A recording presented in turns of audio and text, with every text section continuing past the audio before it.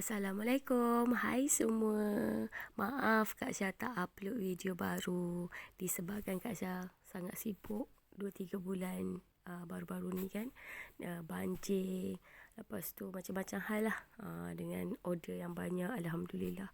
So kali ni Kak Syah nak sharekan dengan korang Kak Syah cara menulis.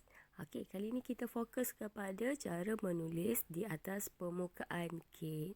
Ramai yang komen ataupun ramai yang bertanyakan pada Kak Syah, macam mana nak tulis atas permukaan kek. Kenapa bila dia tulis, tulisan dia kembang. Kenapa dan kenapa. So hari ini dan video kali ini Kak Syah lebihkan fokus kepada menulis di atas permukaan kek. Untuk kali ini Kak Syah dapat order dan dapat request daripada customer yang minta tulis agak panjang sedikit lah. Kalau sebelum-sebelum ni Kak Syah tulis tu tak banyak patah perkataan, tapi untuk kali ni request daripada customer ni request tu words tu agak panjang. So Kak Syah akan tunjukkan cara ataupun apa yang perlu dia buat bila kita dapat request untuk tulisan yang panjang. Dan apa tools yang Kak Syah gunakan kali ni. Sebenarnya Kak Syah nak tunjukkan satu tools yang baru. Mungkin ada setengah orang dah tahu, ada yang newbie dia tak tahu lagi lah kan. Okay, so Kak Syah nak tunjukkan dekat sini. Kak Syah menggunakan yang awal-awal video tadi kan, ditunjukkan ada satu jarum panjang. Okay, yang Kak Syah tengah pegang tu adalah scribble needle. Dalam bahasa Melayu dia adalah jarum tulis. Korang boleh dapatkan di Shopee. Tulis saja scribble needle. Dia akan keluar. Harga dia pun tak mahal, dalam RM1 lebih, RM3 lebih, macam itulah. Tengok seller. Ataupun di bakery kawasan korang ada jual. Kalau macam Kak Syah, di bakery kawasan Kak Syah, dia tak ada jual. So Kak Syah kena order melalui Shopee. So kali ni bila kita terima request yang kena menulis panjang untuk satu-satu ucapan di atas kek, cara dia adalah korang perlu tulis dahulu di atas permukaan kek. Jangan buat corak lagi. Okay? Jangan lukis roses lagi. Kalau jenis yang apa orang kata sukakan nak lukis roses di atas permukaan kek, jangan buat corak lagi. Apa yang perlu korang buat adalah tulis dahulu apa yang di request oleh customer. Macam Kak Syah ni, Kak Syah cuba buat satu tempat untuk Kak Syah tulis di atas permukaan kek tu. Nampak tak warna putih tu? Kak Syah gunakan tekapkan dia, and then Kak Syah warnakan bahagian putih tu supaya di situlah tempat Kak Syah menulis request daripada customer tu. Okay, nampak tak? Kelebihan kita menggunakan scribble needle ni, dia bila kita tulis tu dia lebih smooth, dia lebih cantik, dia lebih kemas penggunaan dia. Bukan kata guna lidi tu tak okey, tapi ada perbezaan lah. Sama ada kita menggunakan lidi dengan kita menggunakan scribble needle ni. Okey, nampak tak? Bila Kak Syah dah menulis di atas permukaan kek tu, baru Kak Syah lukis roses di bahagian mana yang Kak Syah nak. Maksudnya bila kita nak melukis, kita dah tak payah risau dah tulisan tu cukup ke tidak nanti, sebab kita dah tulis dulu.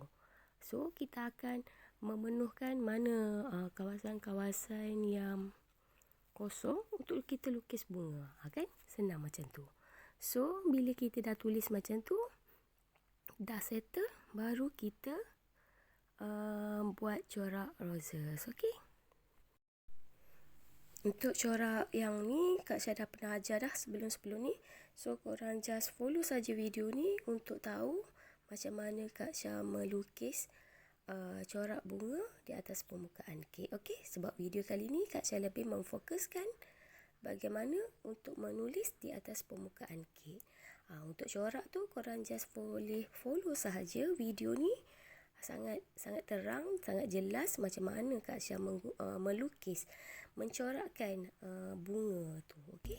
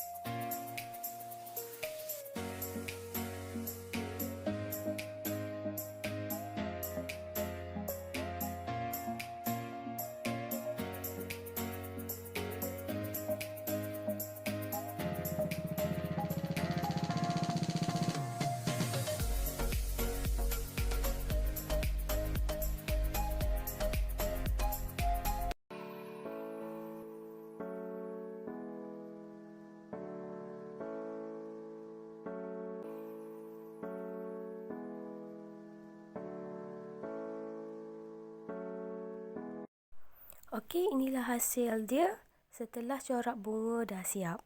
Okey, tulisan tu kenapa dia nampak macam pekat sikit? Kak Syah doublekan tulisan. Mula-mula tadi kita just draw saja kita nak tulis apa, and then kemudian kita just doublekan tulisan tu supaya dianya lebih bold. Okey? Itu saja teknik dia. Kak Syah tak gunakan apa-apa. Kak Syah tetap menggunakan tools yang sama, scribble needle tu. Okey?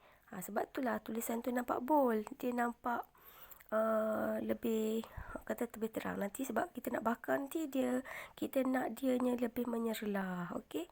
Ini sajalah teknik yang Kak Syah ajarkan pada korang untuk menulis kali ni. Okey, kalau dah puas hati, kek pun dah habis lukis semua, korang bolehlah bakar kek korang dalam suhu yang bersesuaian dengan oven masing-masing. Okey, kalau tak pasti dengan suhu oven tu, korang boleh gunakan, nampak tak benda kecil kat dalam tu? Itu adalah thermometer oven untuk tahu suhu sebenar dalam oven. So, barulah kita dapat pembakaran yang sempurna bila kita tahu suhu dalam oven kita betul. Dan inilah hasil dia. So, Kak Syah harap perkongsian Kak Syah ni bermanfaat buat korang.